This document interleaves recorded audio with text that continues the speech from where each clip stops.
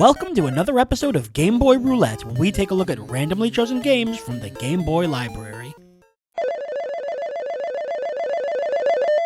Caesar's Palace. Et tu, Brute?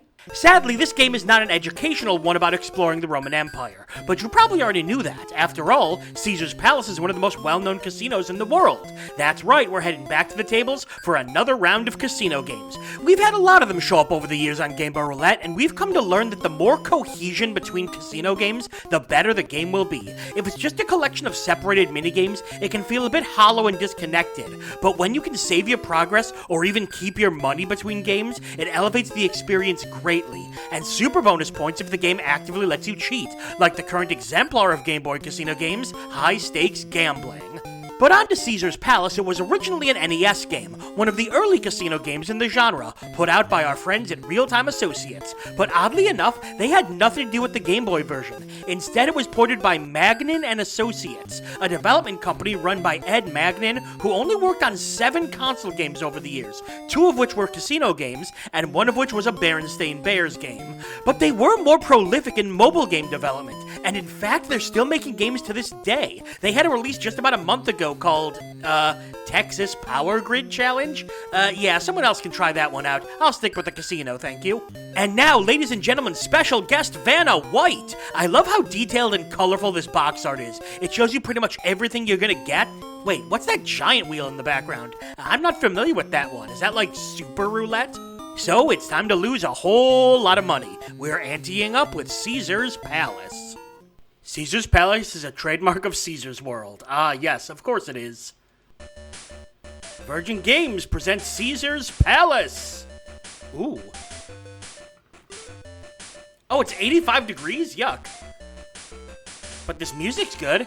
Oh, yes, Welcome to Caesar's Palace. I see you have 1,000 credit with our casino. I'll get your chips. Thank you, Susie. Come back here when you're ready to cash in your chips. Good luck and enjoy your visit with us.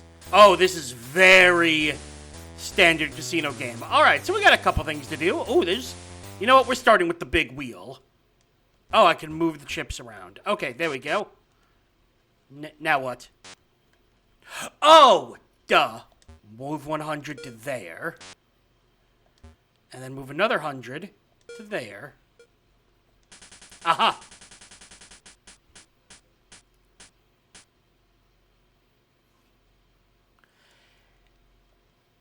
This really is just roulette with less steps. Alright, this is gonna work so well. Boom.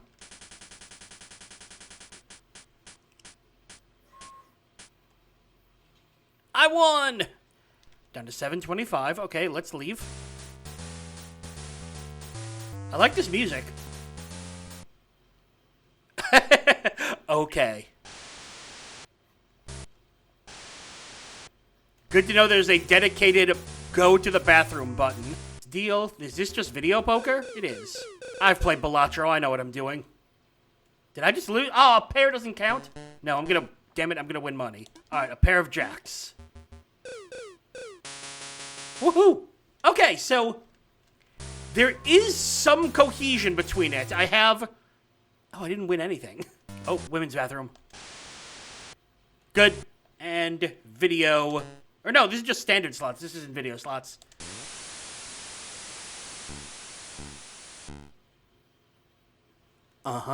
There's something a little more dull about this game. Like, some of the presentation is nice. I do like this screen, but I don't know. I feel like some of the other casino games we've played have done things like this just way better. Let's try some roulette. It's appropriate for this. We're going to put it all on black 20. And now the sound of the ocean. Oh, darn it. Oh, wow. Oh, wow. That was so close. There's no indicator as to what chip you've put down. So, like, right here, all 4 of these are different chips, I believe. Or at least 3 of them are. But there's no way of knowing. So you have to hit B to bring them all back. It's very basic. It does have that cohesion that I want out of casino games, but that's all it has. I want to see if there's any, like, prize for how much you win. 15. Do I win? Somehow, no. I think I'm poor now. Yeah, and Blackjack? Oh, this is tedious. Oh, okay, so you can do this. You know, moving it around with a cursor like this does... It takes longer than I want it to, if that makes sense. You know what? I'm going all in on this game. Come on, we got this. 10. Hit me. 20. Oh, my God. Yeah! Okay. We're going to do it all again. I am a blackjack genius. 9. Hit me. 12. 15. Uh-oh. I'm sorry you had a run of bad luck. The Torment will arrange... Oh! Do casinos do that? Oh, I have to get on the loser bus. Now, leaving Las Vegas. The end. Oh, wow. Okay. That's abrupt. Okay, so you arrive. Susie gives you money. Ready to cash in your chips? No. Look at the current time and temperature. Not entirely sure what that is. Have we played every game? You know what? Hang on. I just want to double check to make sure we've actually played everything. Okay, so a couple things. 1, yes, we've seen every game. And 2, there are different endings, believe it or not, depending on how much money you make. Basically, the more money you have when you decide to leave, the better the car is that will be waiting for you outside. And that's all that changes. So there are technically rewards, but they're kind of, I don't know, boring. I guess you can't ask for that much more when it comes to a casino game. You know, this game has done everything totally fine. But the problem is, we've seen games that do so much more. We've seen games that have multiple casinos with higher stakes. You know, different levels you can go to. So now just having a standard just casino pack isn't really that exciting anymore. But I feel like you'd lose interest really quickly. But on the plus side, we can go to the bathroom. I have a statement to make. That was a video game about a casino. We've seen casino games that have great cohesion between games and even a sense of progression as you move to higher level casinos. And we've seen casino games that are just the games themselves, no connection between any of them, that feel kinda hollow. And now we have the third type, the world's most basically average casino game. Each of the games functioned pretty well, and it had the kind of variety between games that you want, although I'm not quite sure why we had both roulette and large wheel. The game also had solid graphics, sound effects, and the all-important connection between games, not only saving your money, but giving you a slightly different ending, depending on how much money you end the run with.